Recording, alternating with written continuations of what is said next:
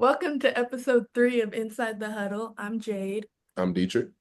I'm Olivia. Abby. In the last episode, we talked about the shift in sports viewership and how teams can keep stadium experiences as engaging as at home viewing. So, y'all should go back and look at that. In this video, we'll talk about how media influences the way sports and athletes are perceived, how media impacts visibility, and the power of digital connectivity. We'll also have a guest later in the podcast. So, let's get started. Okay, kind of to start everything off, what makes a sport or athlete like legitimate in the eyes of fans, sponsors, or networks? I would say And legitimacy comes from like who knows you? Like what do you do? What do you put out? What's your following? Um, like there are a lot of players, obviously, like in the world of sports, but like if nobody knows you, then like are you really that legitimate? And obviously, like the best players are gonna be legitimate. Like everybody's gonna know this person. Um, like I can be in the league and be the 12th man on the roster and nobody know my name. So like how legitimate am I? Like, yes, I'm a professional, but like, am I really doing anything? I agree. I think that there's also like, especially now with social media and everything, um, particularly with fans, like every fan will have like their favorite player because he's so good, he or she are so good. But then also there's some people who like have a favorite athlete and it's just because of like the personality that they show and like what they show on social media. Yeah, I think, sorry, we're seeing a lot of that right now with March Madness. I don't know if y'all are seeing the basketball players posting TikToks, but there's an Arizona player who posts these like TikToks of him and his team singing, that they do really well, but he's like a walk-on. But like he doesn't play, he's obviously on the bench. But everyone kind of knows who he is because of these TikToks that he's posting. So I think like you said, like just like the personality, a lot of people enjoy better. Like that might be the reason that people want to follow them. Yeah. And then I guess like kind of steering away from social media with like traditional media. Do y'all feel like some traditional medias are like trying to gatekeep the legitimacy of a sport or an athlete, like between the TV deals or like the broadcasts and journalism that's going around it? What do you specifically mean by that? Like, I guess like we kind of talked about it in class today, like how the TV deals with like the Super Bowl commercials, um, how they like you pay a lot of money for that, but like overall you still like the like Fox, I guess, still has like the overall say in like who's getting like their commercial published or shown or whatever. So like how do you think that like with those big industries like they are still kind of like nitpicking what gets shown throughout the sport? I think, like Olivia mentioned, March Madness, it's easier. Well, I found it easier to watch the men's March Madness than the women's March Madness. I'm still having trouble trying to get it to watch it, but where men's, it's like it's on HBO Max, it's easier to get. But I feel like they're making it more complicated because women's sports aren't seen as important almost. Absolutely. It's a, kind of what's my next point anyways, but like with the different like with women's sports being like the inferior sport, I guess, it's been a trend around everywhere. Like even me personally, like sometimes I just don't find like the women's sport as entertaining as the men's sport. And I think that overall, like some people don't have that same sentiment, but that just means that it just makes it harder for like women's sports to be broadcasted on the same level of men's sports. Um, Kind of like an example for that is like the NHL. Again, here I am with my hockey, but the NHL gets broadcasted everywhere. And they're in the second season of the Professional Women's Hockey League, and you basically see that nowhere. Like it's not broadcasted anywhere. There might be like a couple of games broadcasted every now and then on like national television, but not to the point that like ESPN, Hulu, TNT, all of them are fighting to like broadcast a different NHL game like every night, and you never see the women's league. I'm not gonna lie to you. One, I saw my first NHL game a couple days ago. It was very fun. It was electric. I'm not gonna lie to you. But two, that's a great point because I had no idea there was a women's league. Like I had no idea that they like that. Yeah, that's actually crazy. Like, yeah, it obviously shows like a lot of like how like popularity like plays a big role into it. Like obviously like I haven't seen it. But like it's kind of that way for like every sport. Like there's the NBA and then there's the WNBA, which doesn't get as much coverage. Obviously like there's no like legitimate like women's football team. Um, there's the NHL, which I had no idea existed. Um, you know, with baseball, softball, stuff like that.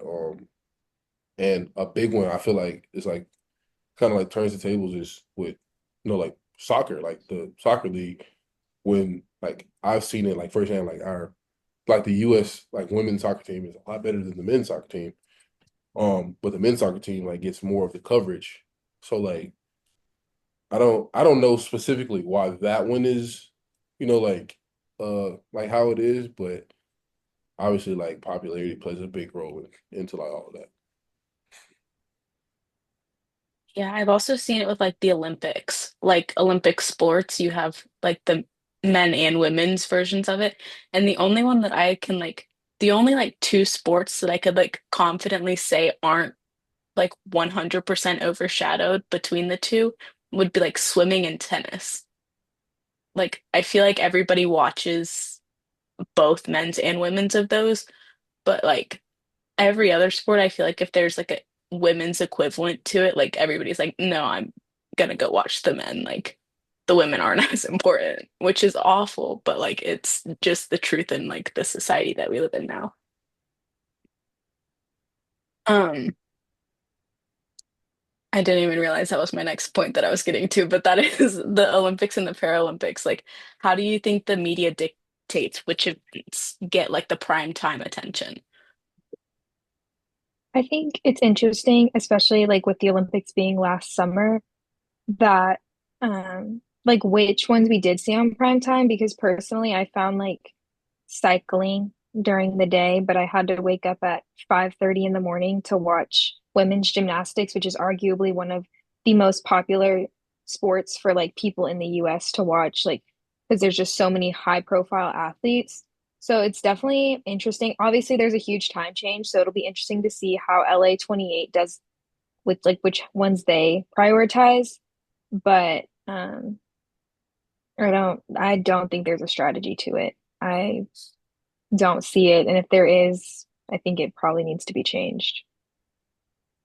No, I agree. There was one point I was like at during the Olympics, I was getting all of for some reason I was getting the horse racing TikToks. And there was like one of like a breakdancing horse. I don't know what that was, but I wanted to see it so bad, but it was at like 3 a.m. and I was like, I'm not waking up for this. But like I feel like a lot of the big ones, because you had like swimming, that was on at like 11 or like 1 p.m. Like it was still early in the day for us, but like it was at night in Paris. But like I feel like that was the only one that like people actually cared about that was at a normal time because I also wanted to watch the gymnastics. I completely forgot about gymnastics, to be honest with you. I know that that one's a massive um Olympic sport, but like I wanted to watch it, but I wasn't gonna wake up that early to watch like qualifying. That was at 5 a.m. Even though it's at like noon or something over in Paris. I don't know what the time difference is, but yeah, no, I have no idea how they pick them. I don't know if this makes me like any less American, but I don't watch the Olympics. I don't think I've ever watched the Olympics like ever. Track. No. Like zero events. You've not a single one. Not even like the recap on like NBC primetime. So, like, I might have We like gotta fix that. Yeah. might have caught like a You, little something like on I don't know TikTok or Instagram Reels or something like that, but I've never like just sat through it and watched it. Like, So when you catch the clip, you have no interest to be, ooh, I'm gonna watch this. nah. I typically I'm just like, oh, that's pretty cool. Swipe. No, next class I'm gonna be like, Sam, Dietrich's never watched the Olympics. We need the yeah, highlights. yeah. I always have to We put. have to culture him. Yeah, kind of going off, I feel like the Olympics is a huge event that most Americans should be watching. But I would consider that like traditional media. So do you see like a shift in how like traditional media, which we kind of briefly talked about earlier, and like new media is telling stories and like how they differ or like which one is becoming more popular? I think, I mean, like both obviously are popular. Like everybody's gonna turn on the TV and watch a sports game of some sort. Um, but people want to see the players off of the field, ice, court, whatever, more now than ever. Instead of just like only playing the sport. So I think that new media kind of gives them the opportunity to show those athletes off of or away from whatever sport that they're playing. Um, and then also like with the new media, like specifically social media, like the in-game posts and everything like that, like those help with people who probably can't like turn on their phone or get on their phones or turn on their TVs and watch the games. So it like gives them the updates or like the highlights or whatever. So I think that like new media is probably getting more popular, but I don't think that traditional media will ever like completely die out, if that makes sense. Yeah, I agree. Um, like go kind of going off of that and like new media and athletes being able to kind of create their own media. Do y'all think there's like a path to visibility? I think like for me, one of the biggest examples of like athlete generated content is Jared McCain. I don't know if y'all know who that is. Uh, okay, don't do that. Okay. Um, I think, like, I know it's kind of controversial. Like, everyone's like, oh, he should just go play basketball. But I think he's done a great job of, like, posting content and, like, making his name known, but also doing it for fun and not because he, like, wants money or, like, anything else. Because I think he was kind of doing that before, like, NIL became huge. But do y'all, like, that's just one example, but do y'all think that that creates, like, a new way of people looking at an athlete? Yes. Let me get that out there first. Like, yes.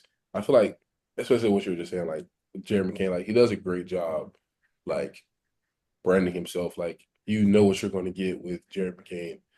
Um, I think a big part of that of like why he's so big, like on um TikTok, Instagram, wherever you see him now, is like how his game translates. Like he's not only like TikTok star, he has his own thing, like he does his own thing, and like you don't see that like with anybody else, and like plays good basketball. Like we kind of touched on it earlier, but if you're just like if you're a jag, which translates to like just a guy, and like nobody knows you, like Jared McCain will just be a random guy who like makes TikToks, and like nobody would really be seeing him.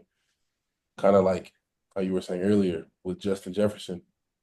Like if Justin Jefferson like had not boosted himself to like a platform to where he could be, like seen, and like obviously like his game speaks for itself. You wouldn't know Jefferson, like he'd just be an attractive male somewhere that you had never met. Like let's keep it real. Like, but I would say like this like how like players do these things now, like it's a great way for them to like show themselves, like and like who they actually are, like what they do on their free time. Um, like obviously like there's people now that like you will see them play and be like, oh, okay, like he's a great football player, he's a great baseball player. But like they do like all this like other stuff like on the side, and like you would never know unless they posted it, like Jared McCain. So like yeah. I think, like what you said, I think it is a good job at showing their personality. Because, like, on the field, I'm gonna use you as an example. On the field, you might come off like a jerk. You might, but if you're posting on social media and they get to see your personality, they'll know that that's not true. So I think does social media does a good job at showing other people's personalities. I would say anybody that knows me knows that I'm the nicest person ever. Mm. I think another good example of that would be when Clemson baseball played the Savannah Bananas. Um, because you have the most like out of like baseball is just like a sport, and then you throw in these random guys who randomly decided to start dancing while they're playing, and then they're like, "Hey, let's go play college team." So you have Clemson baseball, and then you have like Cam Canarella doing some absurd like TikTok dance. And if you had never seen Clemson baseball before, you'd never know that he's one of the best players on the team because he's over here just having fun, like doing a silly little dance in the middle of a baseball game. Is there like a guy that like brought a whole horse on the field? Yeah. Jay, I think that's his name. That was that was hilarious. Like I didn't even watch the exhibition, but I did see that on TikTok, which is like another big thing because a lot of times like you see like these players doing stuff and like it brings fans over. Like I know a lot of people who like started doing things and like started posting them, and people that could care less about whatever sport they played, like they're now a fan. Like, hey, like I want to follow this guy because like he does something that like I'm that I do myself. Like with the horse, like pretty sure there's people that like like have horses that are like, oh, like that's super cool. Like he's obviously like a horse guy. Like let me follow this guy. You know what I'm saying? Like so I feel like it's a good way to like want to get your name out there. Like it piques a lot of people's interest. Yeah, for sure. And kind of going off of that, do y'all think like highlight culture and just like meme worthy clips helps to build a fandom? Because I use Jared as a example just because like I follow him. But I noticed like when he played at Duke, Duke and March Madness both really capitalized on the fact that like he had a following, and so they made sure to like put him in like most of their like Instagram carousels, or they had him make TikToks or like stuff like that. And I think at first, I think it was a lot of like backlash about him, but then people kind of turned and were like, oh, like he's a great player and he's like fun to see outside of like a basketball court. But do y'all think that helps to like build a fandom as well? Yeah. I I would think so. you go ahead. Go ahead. Okay. Um, with like the first thing that comes to my mind whenever I think of like highlight clips and meme worthy content is the LA Chargers social media account. Um, they just have the most like out of pocket, like unhinged memes that they just randomly post just because. Um, and I think that like them posting that is growing their brand because especially with like younger audiences because they see that and they're like, oh, this is like a relatable team, like I'm gonna follow them. So I feel like especially with like that and like having like how important and how big social media is for a lot of like the younger audiences, that's probably like if they find a team that like is posting like memes about beating a team that they don't particularly like, then they're like, oh yeah, I'm gonna be a fan of these people. Yeah, honestly, can also be like pretty bad too. Like there's a lot of good to it, but like I feel like like where there's light, like you'll see darkness somewhere too. Like you can be like you can make yourself a meme on accident. Um, like let's say Jared McCain, he's like a good player, obviously, but what happens when you know they show up and he just made a TikTok like dancing in the locker room or whatever with his nails painted and they get demolished.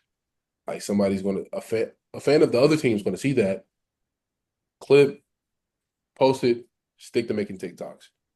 That's like automatically like like that's a way it can get flipped. Like so like on one hand, yes, like it's a great way of like like increasing your brand and like making memes about stuff like this. It's just like what people do, like especially with rivalries and things of that nature. Like we see it all the time with like Clemson, South Carolina, like there's memes everywhere.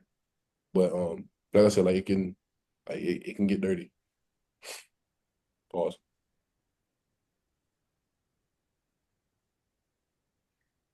Yeah, for sure. And you kind of touched on it, but like just the downside of um like visibility, like having access to an athlete's lives that's like so personal. Um, I think we do see a lot of like media bias and like certain coverage that kind of t helps twist the story a little. Um, like you said, stick to making TikToks. I think that was kind of the narrative when he first started playing was like stick to making TikToks or like whatever, don't paint your nails. And like that's what the media wanted to, that's how they wanted to push him, which I know is just like my example. But I remember like watching one of the Duke games and like the commentators talking about his nails being painted when he's obviously like a five-star player and like one of the top prospects in the NBA draft. So it was definitely interesting to see like the narratives that uh big commentators and like those traditional medias want to push about an athlete. No matter who you are, there's always gonna be hate. Like painting nails, there's nothing wrong with it, but people are gonna find something wrong with it. So I think no matter what you do, you're gonna get hate in some way, shape, or form. I agree. I think that's why a lot of like professional athletes, like sure there are still some people who like post on social media like normal, but a lot of them once they get into like the major leagues, they kind of their like social medias turn into more of like a professional account. So they'll like post like random dumps throughout the season or like their off season, but like it'll have like no caption whatsoever. Like it's literally just like posting the bare minimum just to like have something on there, but like they don't want to, some people just don't want to like make themselves like vulnerable, I guess, to that. Because there is a very large downside to having a big following on social media. Y'all watch the games? Do you like when I watch football games or basketball games, I'll go to Twitter and just to see like who else is talking about the same moment that I do. Like, can y'all relate?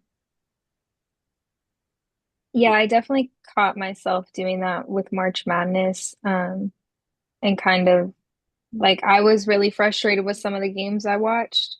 So I was like, let me make sure this is like a mutual feeling that like we're all feeling this and like what other people have to say. Because personally, I'm not one to go comment, but I do love to read comments like about a team. I do the same thing, especially like with my teams. Like again, there's a hockey game happening right now, so that's probably why it's on my mind. But like today, they like posted who the starting goalie was gonna be, and he hasn't like I think he's won one game in his last like five starts. So like every like I was like I went straight to the comments because I was like I know people like everybody else is gonna be unhappy with this like just like I am. But again, I'm never gonna comment on it, but I'll read every single one of them and I'll probably laugh at them. But like I'm never gonna contribute to that. I think social media has like built fan or yeah, built fan engagement because like we were talking about, we can talk about the game almost anonymously. Like you have Yik Yak. When the Clemson played, who did they play in March Madness? I don't watch McNeese. Yes. Who was it? You don't watch March Madness either? watch sports in general. You don't watch football? I just listen. That's wild. Okay, we played McNeese. Yeah, like Sorry. we I knew that un though.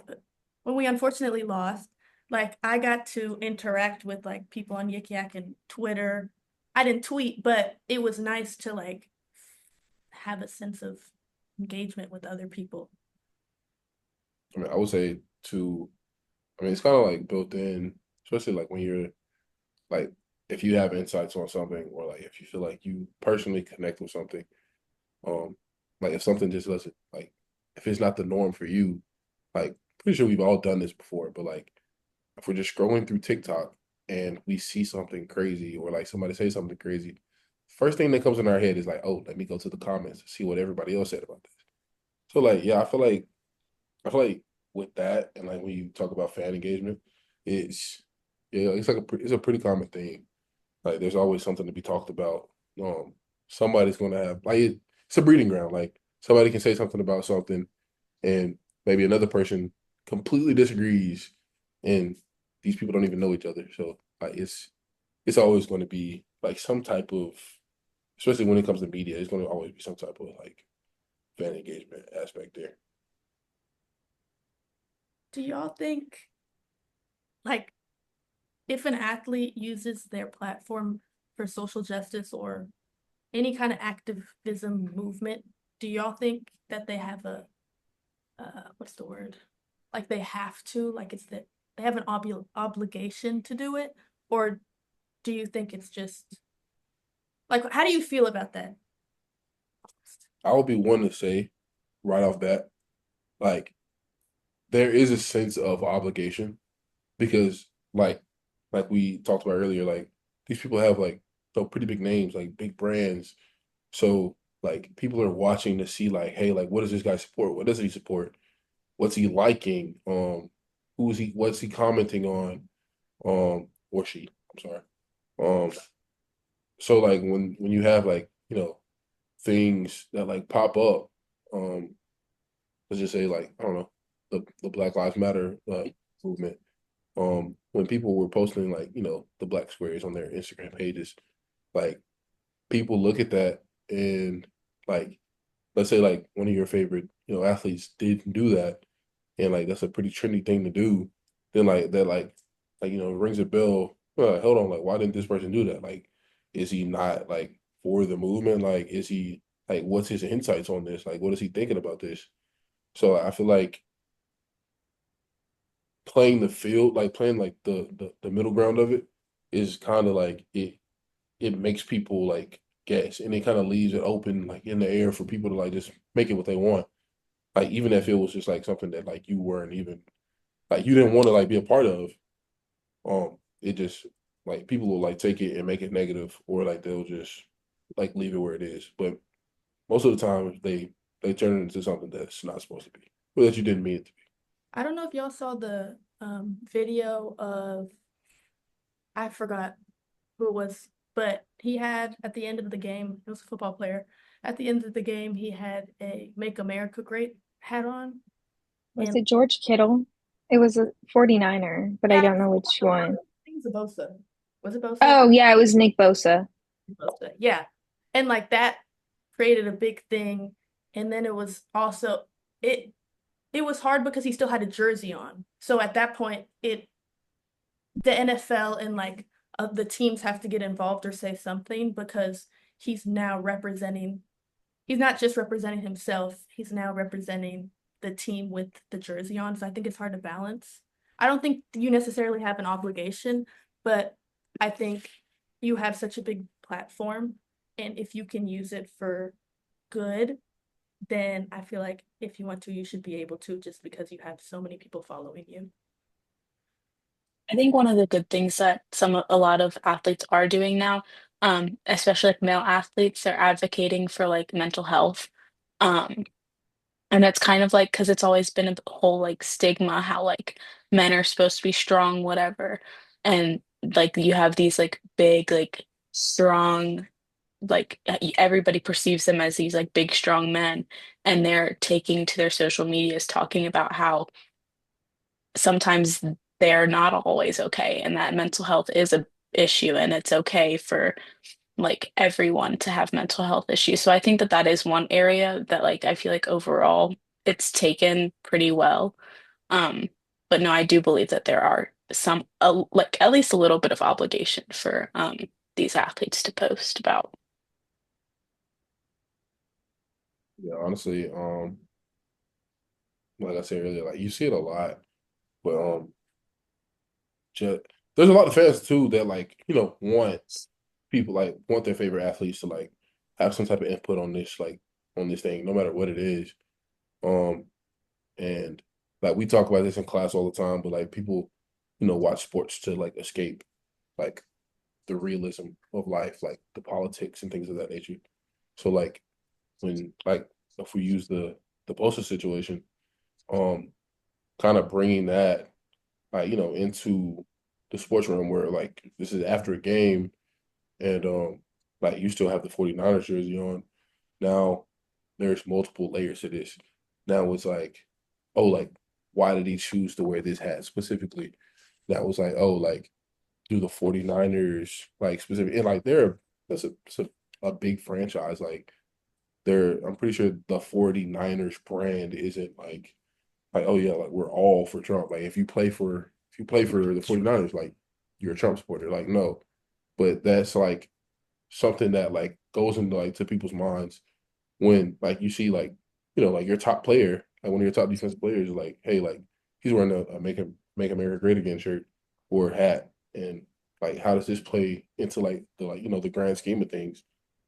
So like obviously like when you see people bringing in politics or like outside um activism like issues and situations, like it's always gonna like kind of breed, you know, questions and like concerns for fans to, like play with on there. I agree. But I guess we're wrapping up. Um, thank y'all for listening, and we will see y'all in a couple minutes with Keith Adams. Thank y'all. So we're back. Let me introduce our guest. How you doing, man? Good. You want me to Yeah, what's your name? I'm Keith Adams Jr. I play for Clemson football, number 19, running back. No doubt, man. Thank you for having us. Thank you for having me. Yeah, we'll edit that out. It's okay. Um, well, first off, first question. College football is obviously one of the most visible sports in the United States. Do you ever feel like pressure to like meet a certain standard? Just basically like because of the way that the media portrays sports and like the people in sports. So you're saying what exactly are you asking again? As in, like, do you feel like you need to like play a certain way or come off a certain way because of how the Oh, media like okay, yeah. okay. No, I don't pay attention to what outsiders say because most of the time the people who are talking negatively on like social media stuff haven't really gotten to this level or even played the sport. So really I just kind of focus on myself and I listen to my main support group, which is my family and my coaches and my teammates, obviously. But there's really no pressure with that. Just kind of do my thing and make a mistake, just let it be in the past. No doubt. Obviously, like us playing football, we know like film's always up there. So I can kind of I kind of feel it on a different level when it's talking about how players are perceived in the media because obviously like it takes one screw up and there are people on Twitter, Instagram, even YouTube like blasting you saying like, oh, what's this guy doing? Like he must be terrible or whatever. But given that, like how do you feel? Like do you feel like the media like purposely like does this? Like do you feel like they purposely go out of their way to like make certain things look a certain way? Like if we want to say obviously we're in the ACC, Yeah. and every time we play an SEC team, the thing is always like, oh, like we're in the SEC, we're better, Mm-hmm. or like, oh, they're in the ACC, like they couldn't be that good. Like look at who they play. Like, do you think that plays like a role in all this? Yeah, I think with obviously they're fans and they're gonna have their biases towards, whatever it is, like SEC schools. I mean, yeah, historically SEC schools are more known to be better than ACC schools, but it's not like Clemson itself isn't at that caliber of a SEC school. Like we very much are, but I can see where they're coming from because if you put all SEC schools and all ACC schools, majority SEC schools are going to win. But that doesn't mean all the SEC schools are going to be all ACC schools. That makes sense. So, um, honestly, I feel like they have the right to do that just because it's an outside perspective and they're the ones watching it and we're the ones entertaining them.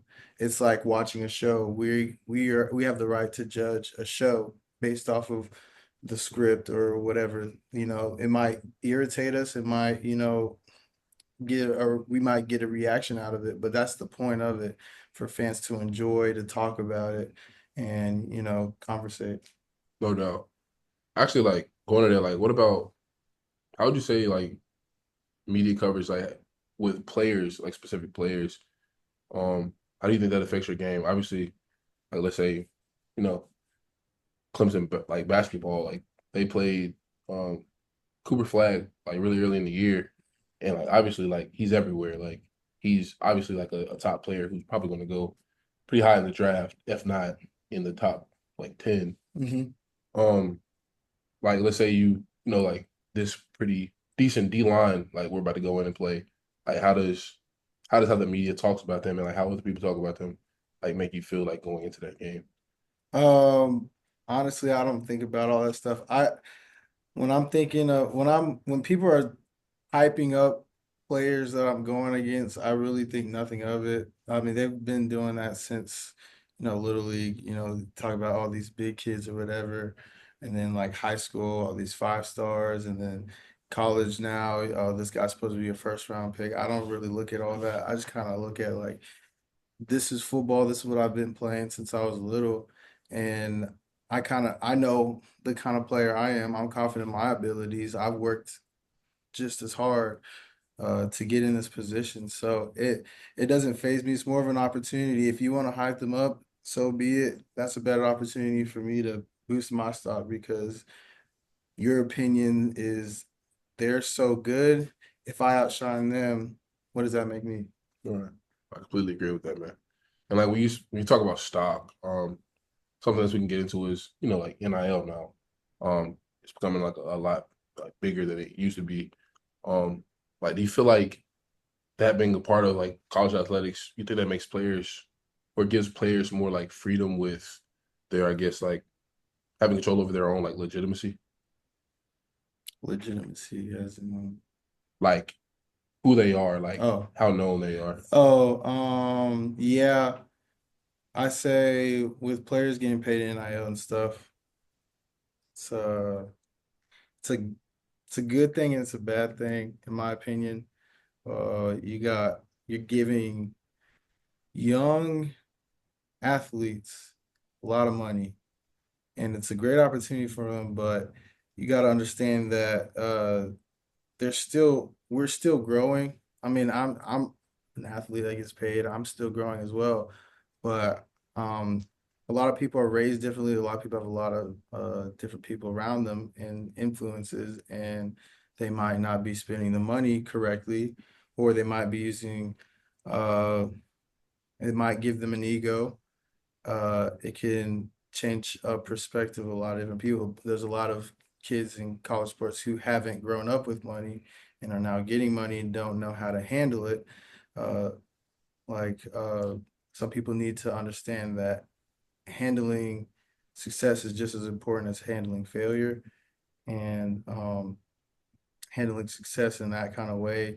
Uh, the consequences can be huge. Um, For example, like you got college players getting arrested for speeding. I'm not gonna name any schools, but yeah, they're excited. They're getting new cars. They're getting fast cars. People are racing, and it could cost people their life. So um, it can be very negative, but it's very positive. It's a great opportunity for people as long as they know how to use it. No doubt. Okay, good. And then like going off of that, social media obviously plays like a huge role in athletes' visibility. So do you think that social media can help players get scouted by major programs, even if they aren't like the top recruit, or like how do you see social media playing a role in that? Yeah, social media definitely helps with recruits. It helped with my recruiting. I wouldn't have I probably wouldn't be here if it wasn't for social media. I'm sure a lot of players wouldn't be here without social media. It's it's kind of just there's a think about it. There's so many high schools and so many high school players in the US that coaches are looking for. They're looking for certain positions. They need they need it to be accessible for them. So how are they going to see everybody? I'm sure a lot, I'm sure back then there are a lot of players who were passed up because they weren't able to get their film out to people on social media, which is unfortunate. But yeah, it definitely helps. It's not the only way to get recruited, but it's very helpful. Honestly, kind of like I mentioned earlier, and you kind of touched on this as well. Um, it's a blessing and a curse because you can, on one hand, obviously we know like coaches say all the time, like if you're a dude, you're going to get noticed, Mhm. no matter where you are. Um, obviously there's players in the NFL right now that like you look at where they're from or where they played, and you're like, where is that? Like I have no idea where that is. But obviously, like they've made it. Like they're in the league now. Mhm. Like they're playing professional sports, so like they had to been noticed by somebody. Yeah. They like their film must have been like uploaded or shared to some type of coach who Mhm. had connections to this person, that person. So I feel like yeah, like what you were saying, like it's crazy now how you can be exposed like so easily, both good and bad, because like that stuff sticks with you forever. So like if you're a good player, like kudos to you. But like, if you're putting like bad stuff on tape, that can also be a detriment to like your draft stock or Yeah, for sure. honestly like the schools wanting to pick you up. So Mhm. You guys both kind of touched on this, but how do you personally use social media to connect with like fans, teammates, and even like potential recruiters? Um, for me, I try to be as authentic as possible. Uh, if somebody reaches out to me and it's a genuine question or a genuine fan, if somebody wants to like reach out, talk to me, I'll like message them back. Um, and just give them my true authentic self. I don't want to put anything out there that just shows me as a different person. I feel like me personally, I like to be myself and I don't want anybody else to try to change that because I'm not going to change for anybody because I know how I was raised. So, what I put on social media is me, pretty much. And like kind of going along with that, what do you think some of the best and worst parts about being like that accessible to fans are? Mm, I think the best part for me is that it doesn't come directly to you. You kind of have to like accept it to like look at it. Um, I've never gotten any like negative texts from random people. So I don't think it really affects me as much as most college athletes. But yeah, I kind of just, talk to people, talk to fans if they want to talk to me, if I can help them in some kind of way. Uh, I do the best I can. I guess in closing, where do you feel like the future of like media coverage in sports is like headed? Uh, Future. I think, dang. Is that we can already like kind of see it now. We do like the ACC, the big ACC media thing, like right before the season starts. Yeah, Where like like all of your known players go on and like say a few words about yeah, like the program, like who y'all are facing and things of that nature. So yeah. Okay, I can think. I feel like there's so much stuff and like sports media that's being covered, but I think the what the fans want is more of a closer look in their favorite athlete's life, so like more of a personal connection with them. So I think we're gonna get more of like uh you know day in the life videos or like seeing looking at what people don't see uh, when they're not watching football or sports, sorry, when they're not watching their like favorite sport. What are they doing on a normal day when they're not practicing?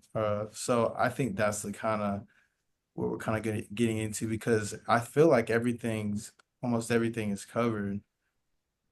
So yeah. and like kind of like just going off of that, like obviously we talked about recruiting and like getting yourself out there earlier like in the show. Like what advice kind of would you give to like you know a high schooler who's like trying to get their name out there or something like that? Like obviously we've been in the same like positions, and we kind of like we're looking for that, like, hey, like what do I do, like how can I be where you are? Okay. First of all, I'd say if somebody is struggling getting recruited, uh, don't panic, relax, just stay rooted in your faith. That's what I did. Um, have a support system around you. Connect with as many people as possible. Send your film to as many people as possible. Keep promoting yourself because you have your best interest and you gotta, promote that pretty much. And that's what I did. I sent my film to as many coaches as possible, and eventually, it got out there, and I started to get offers. And then once you get a couple offers, coaches look, other schools see that, and then they just start offering you, even if they haven't watched your tape, which is not smart at all. But obviously, you're doing something right. It's with college football, it really doesn't take a lot. It just takes a lot to get your name out there. Also, go to camps because that's where you get your stars. It's really a political system, and it sucks. But there are really good players out there that don't get noticed because they haven't gone to camps or they just haven't got their film out there. But be patient, stay in your faith, and just keep working on your craft. Don't stop. Like that's a big one right there. Like just to piggyback, yeah, like work on your craft, because one of our coaches like literally tell us all the time, practice doesn't make perfect, perfect practice makes perfect.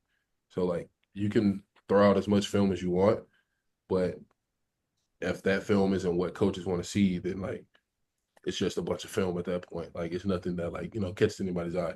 So keep working on your craft. Um, get that film out there, expose yourself, connect with people. Everything that my man Keith said. Thanks for being on the show, man. I appreciate you. Appreciate you. Awesome.